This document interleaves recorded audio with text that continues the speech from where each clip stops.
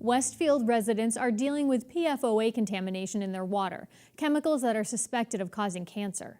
I sat down with Brian Sullivan, the mayor of Westfield, and Kristen Mello, a member of Westfield residents advocating for themselves, or RAFT, to find out what's being done in the courts and on the ground to deal with the issue.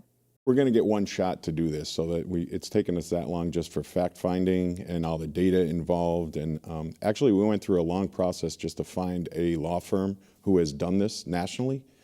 So it took us a while to weed through some of the other law firms that have come forward saying they'd done this. But we picked Kennedy and Madonna out of New York.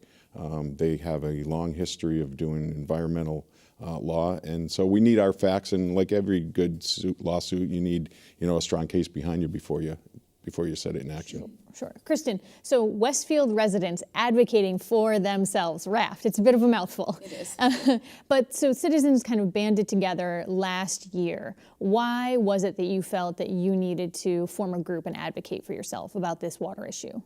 Well, when we found out about it, we started to gather more information and found out that we had a lot more questions than we had city employees able to answer, that we don't have the resources here to take care of that. And so a group of us that were very concerned got together and started reaching out to other environmental groups and other experts and other people going through this to find out what they had been through, what they have learned so far, and to get some education and advocacy for us. A little backstory for people who are watching this and maybe coming to understand the Westfield Water Challenge for the first time. PFOA is a chemical that was added to a firefighting foam that was used at Barnes Airforce Base. And the chemical was added to this foam in the 70s and kind of used in the 70s and 80s. And now there's a question about, has it or how much of it has contaminated some water on the north side of town, right? Do I have all of those? Well, PFAS is an entire class of chemicals. There are more than 3,000 of them. And so several of them are in this foam that was developed in the 60s. So yeah, there are, what are we testing for, 6, I think? 5 total now. Yeah. And in terms of the lawsuit, though, you're going after, you're targeting the chemical companies that developed this, but why not Barnes if they, in fact, used the foam at the Air Force Base? Well, we are actually doing both, going after the product manufacturers and then also the DoD, Department of Defense, in regards to a tort claim in regards to their use of the foam and their, they are on our property, city property, and through leases and things like that, we feel that we need to hold them accountable as well as the manufacturers. So we've taken every avenue up to this point that we can legally and put everyone on notice that said, hey, you've contaminated our water. We want to clean it, but you're going to be held responsible when we can get through these lawsuits. And given that the foam was used in the 70s and 80s, but the wells weren't turned off until 2015, is there concern that this contamination people may have been drinking this contaminant in all of that time? Yes? Yes. And so what do you do now? How do you tackle this issue? Well, the EPA just came out with the levels in 2015. So she's absolutely right. We don't know prior to that. There was no EPA or DEP guidelines.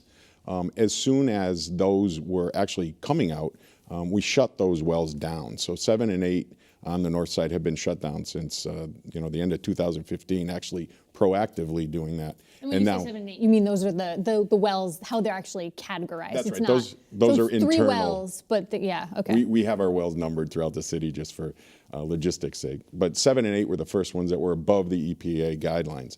Those were shut off and won't go back on until we, get them clean. And then recently the DEP actually came out with what they're predicting to be another level, and we proactively shut down a 3rd one. So what we can do is work on it now. The historical part is one of the things in regards to the lawsuit and a lot of the fact finding that we had to go through, finding MSDS sheets in regards to the foam and the use of it and things like that. So it's a new chemical to be working with, and like Kristen said, it was kind of new to all of us. So we've had to do a lot of that research. And Kristen, RAFT I know is calling for a number of things to be done, but is the primary challenge right now, or the primary thing you're seeking, blood testing? Well, one of them, right now, our primary push is to get our federal delegation, our congressional delegation, to push the DoD to honor its claim. That with Senator Warren's office. Yes.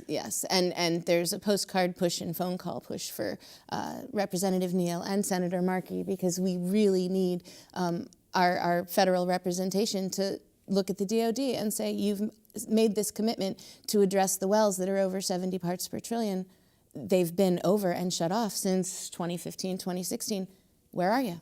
And so what are the practical implications for this? I see, I understand the lawsuit and you're concerned about getting the proper blood testing, but on a day-to-day basis, you've got 3 wells shut off now. Is there a concern that Westfield could run out of water?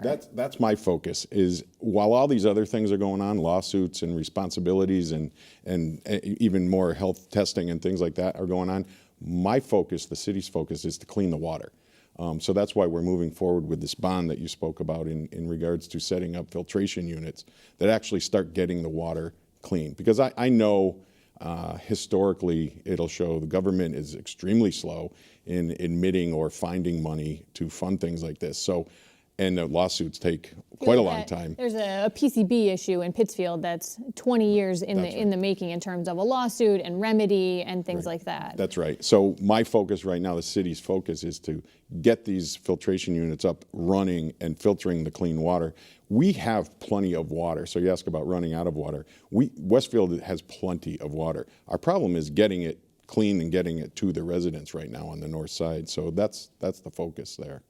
And when you look at this issue in terms of, you talk about city wells or city water access, is there a concern that there are private wells? Are there private wells being used by anyone in the town or city that you're concerned that might be contaminated as well? The DEP has started a study last spring, to test the private wells within a certain radius, and they made an experimental design to step forward when they found positive hits. And the wells that they did find over, they put in whole house carbon filters, like the smaller versions of the kind we're trying to put on the larger wells. They did a whole lot of tests, probably up around 100 at this point, and 3 of them came out above the level. So those water sources were shut down, or filters were put in those households to filter through. Yeah, and one more, I think, too, because the new The 4th limit. one, now that the DEP limit, maybe there could be a 4th. And now looking at the bond issue that the city was looking at earlier this month, the city took up the issue, $13 million bond, is that right? That's right. And so what would,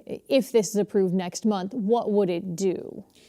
It'll do a lot, as a matter of fact. It will finish the first project. This is actually the second bond that I'm requesting from the City Council. First one was for $5 million, which was to be used for well 7 and 8, the first 2 that we took down, and then a couple other projects within the city in regards to the water. Those bids came in, and the estimates and quite honestly, the function of putting that together was bigger than we anticipated.